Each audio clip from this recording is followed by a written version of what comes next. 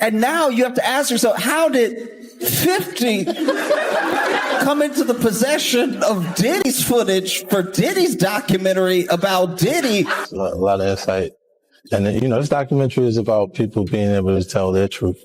For years, Katt Williams was dismissed as someone who talked too much, with many brushing off his comments as outrageous or exaggerated. That perception changed after his January 2024 appearance on Club Shay Shay, when several of his claims appeared to align with events that unfolded in the months that followed. Suddenly, people weren't just laughing. They were listening. As public scrutiny of the entertainment industry intensified, Williams' remarks took on new significance.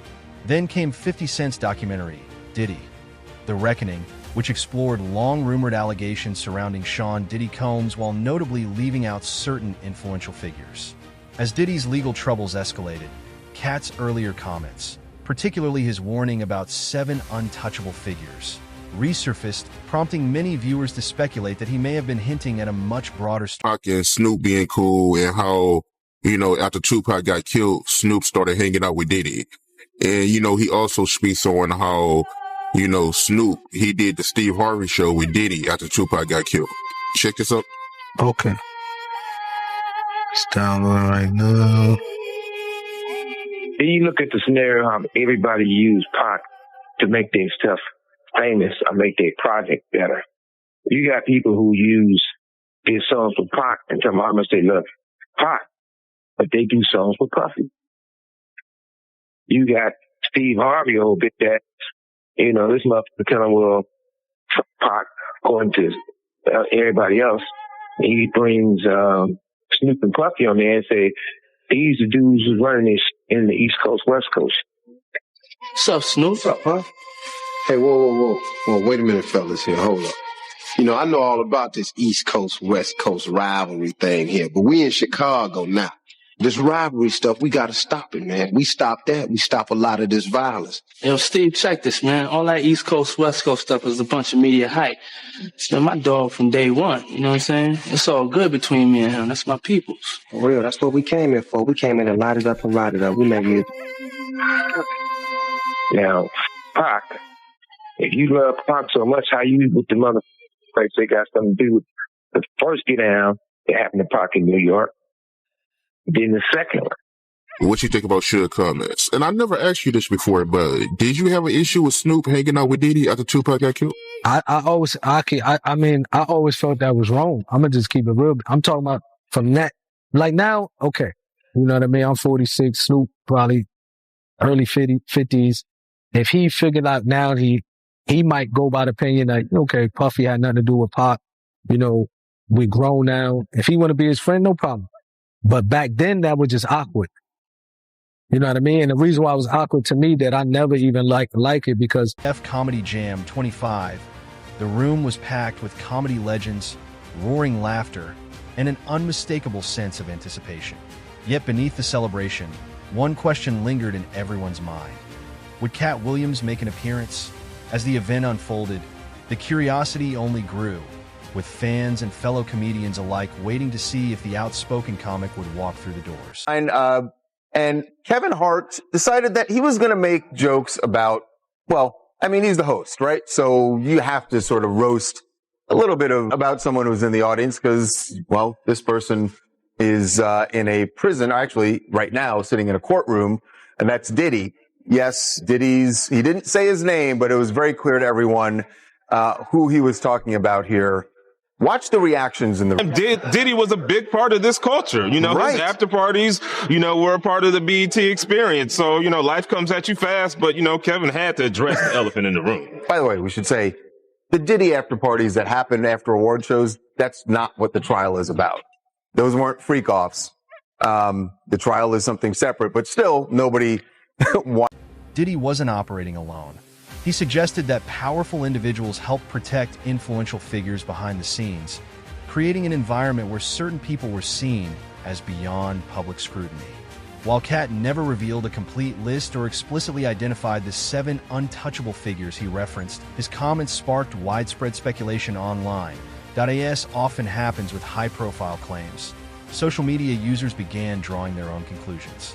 One of the names that repeatedly surfaced in online discussions was Snoop Dogg, although there is no verified evidence linking him to any wrongdoing. Fans pointed to old interviews, podcast appearances, and jokes in which Snoop openly mentioned attending Diddy's parties. Using those clips to fuel further speculation about the relationship between the two, AS rumors continued to circulate. Some people questioned why Snoop's name was not mentioned in Diddy: The Reckoning. Supporters of that theory argued that including someone with Snoop's global influence and cultural status could have generated significant controversy. However, these claims remain speculative, and there is no public evidence that his omission was intentional or that it reflected any involvement in the allegation. The internet is going wild on him, saying that he was a curator and a narrator of one of the Diddy parties and got caught on tape. You hear that? Wow. I didn't hear that one. That must be one of your favorite. That must be one of your favorite comedians, then. Cause you ain't hear that? That was cool. Huh?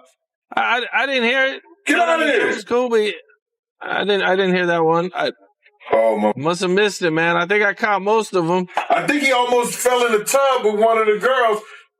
Diddy had some girls in the tub, a tub of baby oil or something like that. And he almost fell in the tub. It was crazy. You know, he would be one of the celebrities that I definitely wouldn't think would be involved in anything illegal. For sure. But you got to realize this, man. People who get caught up in certain those things like that, those parties and things like that, is that they don't go there looking for that stuff. You got to understand, they get caught up in the moment with the alcohol, the drugs, and then certain bottles that are laced with certain things that take you away from your normal self. And you end up probably doing something that you probably never do again in your life. You never get caught up in those things ever before. There are a lot of celebrities that go to these parties like this. And they not only Diddy parties. I went to a party before and You Can't Handle the Truth and King Kong Ain't Got Nothing on Me was at one of those parties. I was bodyguarding one of the girls. So what I'm saying is that it's rampant, and this was years ago. This was over 20 years ago. It's rampant in the music industry. It's rampant in... Tell you a story, Killer. I don't think I ever told you this story. This is what Puff taught me. One time I walked in when I was fresh off the streets. I got signed to Bad Boy. I had these fresh Air Nikes on, and then had on Air Nikes too, brand new. I made a mistake and stepped on his sneaker, and the dirt was on his laces, on his white Airs. I said, man, my bad, because I had stepped in some dirt.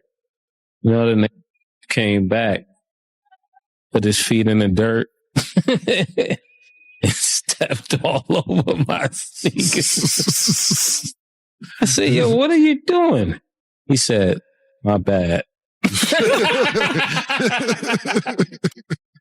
I said, yo, the moral of the story. Also surprised many people as online speculation turned to stories about his early career and alleged connections to events referred to by some as Flavor Camp.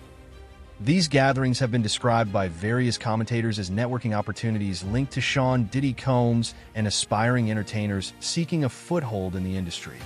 Over time, those claims have fueled debate on social media about whether certain careers were influenced by behind-the-scenes relationships. However, there is no verified evidence that Kevin Hart engaged in any wrongdoing, and much of the discussion remains based on rumors, speculation, and unverified online... Celebrity basketball game that someone was coming for Puffy and Biggie. And another line that May said that caught my attention, man, was him saying that never fought the killer. Why is there? How do you feel about him saying that? Because it sounds like he's referring to Biggie getting killed in L.A. and Puffy. He's currently living in L.A. right now. And why does he feel so comfortable living somewhere that Biggie got killed at, knowing that they never fought the killer and the murder is still unsolved? Well, on all honestly, brother, you would have to ask him that. You know what I'm saying? But if I'm looking at it like that, then I know, those mansions are heavily guarded, one. Two, he wasn't getting the love that he would get. I don't think he's getting love in L.A. I don't know. He said he owns L.A., he runs L.A., he runs Miami, and he runs New York. So by him running L.A., as he say he does, I would feel comfortable too. You know what I'm saying? If I knew for a fact that the person they got, and that was enough to call back all of everything, I would feel that comfortable too. But I wouldn't live there. I wouldn't go there. I'd do business and get on out of there. If I was still afraid, I don't think he may have not ever been afraid. You understand? Because he never acted like he was afraid for whatever reason it was. I can't pimp. Hey, what's up, King Son? Man, you doing it, man. You deserve it, Daddy. Yes, I am. You putting in that work. Yes. Proud of you. I love you. I appreciate it. Have been substantiated. Some viewers began interpreting Kevin Hart's past jokes through a different lens, leading to renewed online discussion about what he may have witnessed during his years in the entertainment industry. As the speculation spread, some commentators argued that publicly implicating someone with Hart's level of commercial success and extensive business relationships could have created significant legal and financial risks. However, these theories remain unverified, and there is no public evidence supporting claims of his involvement in any alleged misconduct. Meanwhile, attention shifted to comments made by Mays in a separate interview. He claimed that the day before the infamous celebrity basketball game, he had been told that someone was coming for Puffy and Biggie. Another statement from Mays also caught the attention of viewers, adding to the growing discussion surrounding that period and the events. Meek Mills and Puff was a little too friendly. Anytime two rappers or two people in the industry come dressed up alike on more than one occasion, listen here, man. My dudes in Philly, I got some real strong dudes in Philly. They don't play that.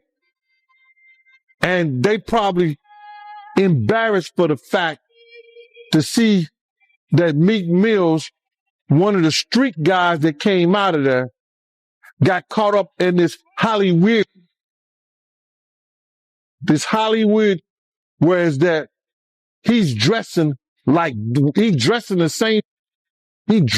Diddy, hugged up with Diddy. I think that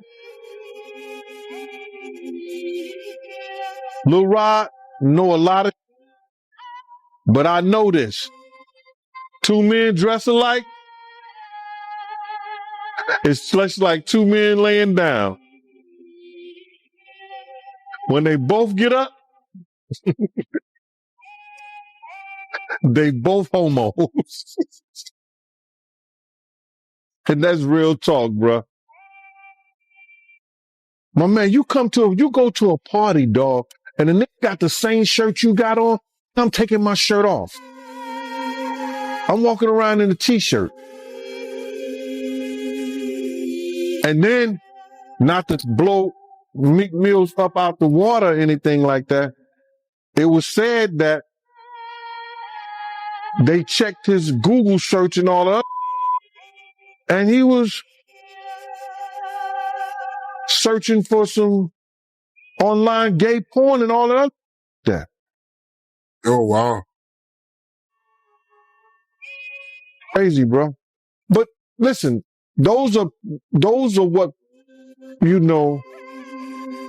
it's crazy that money, that lifestyle, and you trying to fit into something get you. These guys never set out to do all this.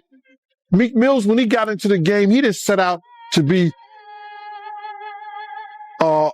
question about his manhood with Diddy. But he put himself in that position.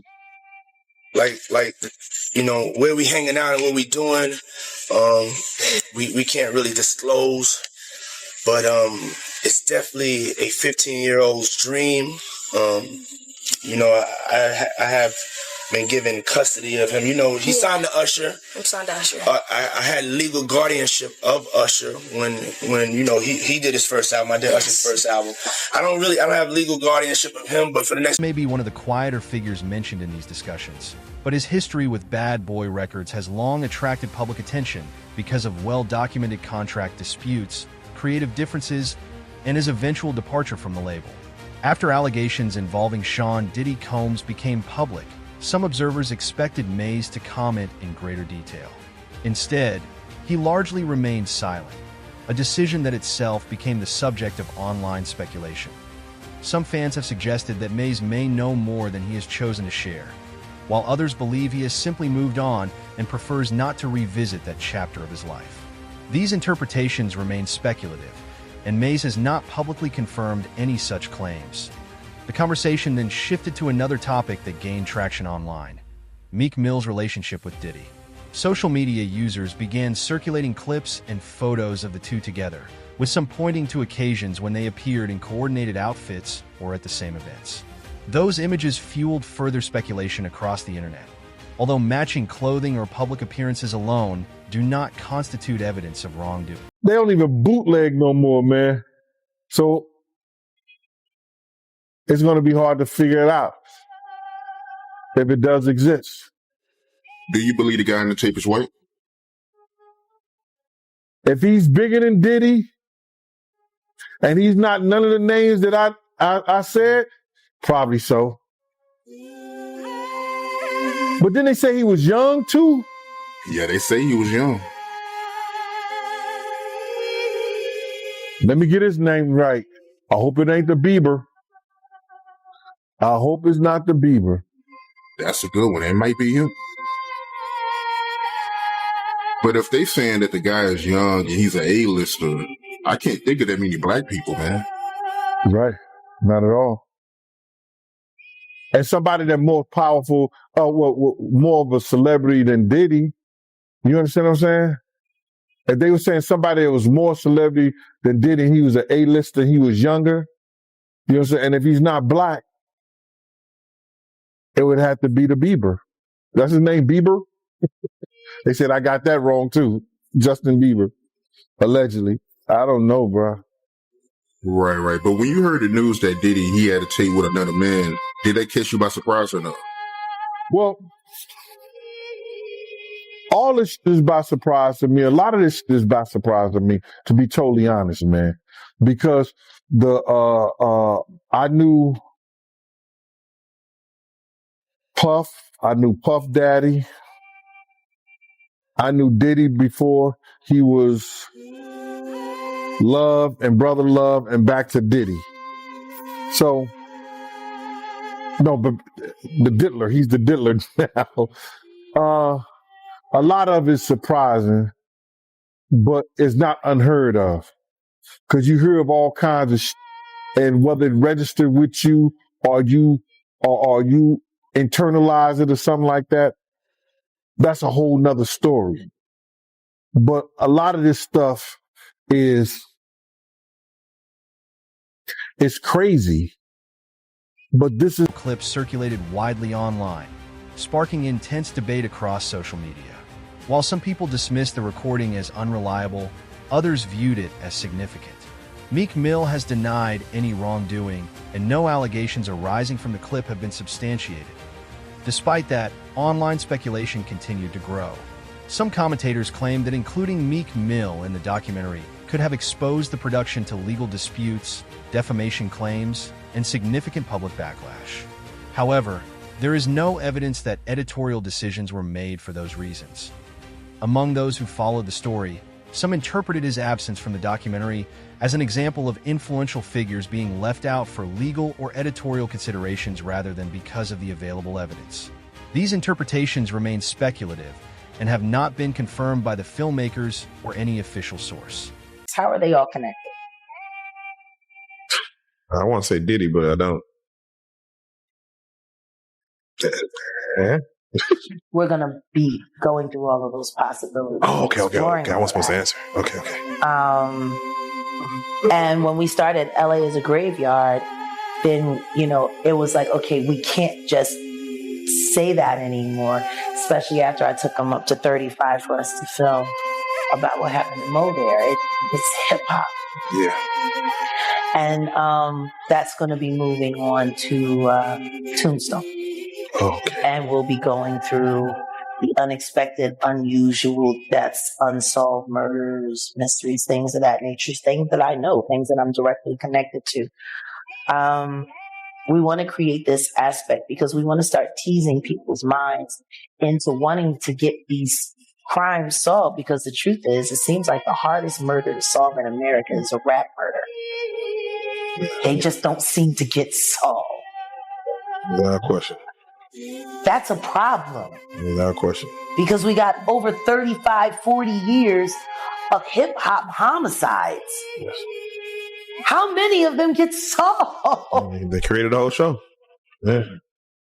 Unsolved hip hop mystery. Are you kidding me? Hey. I have to ask you, you mentioned Clive Davis. They just showed him recently walking into somewhere, and they asked him about Diddy, and he said, who?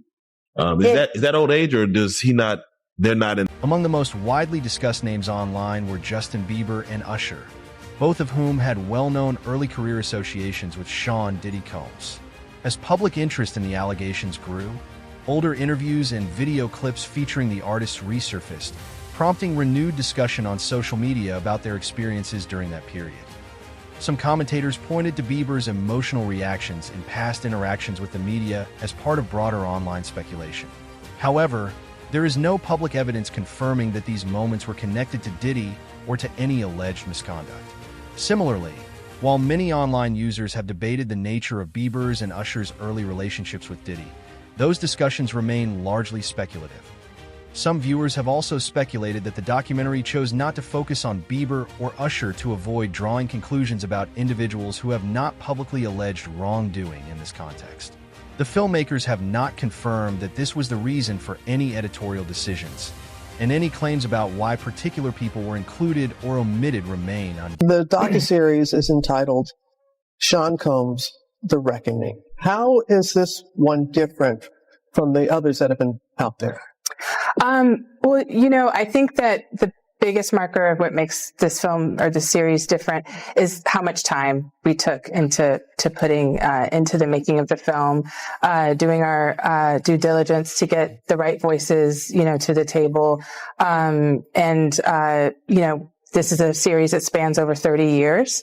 So just by covering that much time, it took a lot of time for us to dig in and to kind of make sense of this story and to put this timeline together. Yeah, and there's like some never before seen footage that I'm going to talk to you about in just a moment. But Curtis, people know about this very public, long-standing feud that you've had with Sean Combs. So what brought you to this project? Well, I just want to make really hit television. I like the idea of it being exciting, and I picked this project and started working on it about 5 months before I found Alex. And I know that she has the artistic integrity that it would take to make it a great project, and there's the Quincy Jones era of production is find me that bass player because he's the baddest man out there in Chicago, and find me that keyboardist and fly them in from Miami, and we put them in and have the greatest jam session they ever heard, and it just always resulted in great hit music. And I take that concept into television production. You take that into everything you do, sir. That's right. You really do. And it really comes through, and appreciate that about you.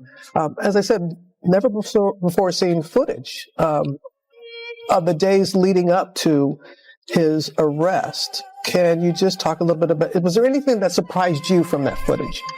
The footage, well, I think it's rare to find someone who's being, talked about all over the country. All eyes were on him, so to speak. And it was really interesting to see his last days of freedom, and what was sort of important to him. Obviously, there's phone calls with his attorneys, with his team. It was very interesting to watch a man who's known for his brand presence. He has a really amazing knack for marketing and all of that, and how he was sort of taking that into account in how he was coming off to the public, in the days leading up to his arrest and indictment. So that was interesting. It was also just interesting to see how laid back he was at times. But, the footage also, in the footage, we also see how he's getting incoming, lawsuits are dropping, and to get his real-time perspective on that was sort of jaw-dropping when we first got our eyes on the footage. Was there anything that surprised you when you were watching the footage? No, that didn't surprise me at all. Because you've known him? Yeah, those behaviors. And I think it was surprising that he actually filmed it. Yeah, and I want to ask about that, because how did you go about getting the footage? And do you know the intent of the videographer, why he or this person took the footage? She's a journalist, right? Yeah. So she's not going to reveal her sources, so you don't have to reveal that. Not going to reveal my sources, but I think... name frequently mentioned in online discussions is Clive Davis, whose long-standing influence in the music industry has led some commentators to describe him as a powerful gatekeeper behind the scenes. As speculation surrounding Diddy's legal troubles grew, some social media users questioned why Davis was not discussed in the documentary. For those advancing this theory, Davis's absence was seen as symbolic rather than personal. They argued that focusing on someone with decades of influence in the industry would shift the conversation beyond one individual and toward broader questions about how power and decision-making operate within the music business. However, these interpretations are based on speculation, and there is no public evidence that Davis was omitted for those reasons or that he was connected to the allegations involving Diddy. Even so, the debate has continued online, with some viewers arguing that the documentary stopped short of examining the wider structures of influence within the entertainment industry. The filmmakers have not publicly confirmed any editorial decisions regarding Clive Davis or the reason certain figures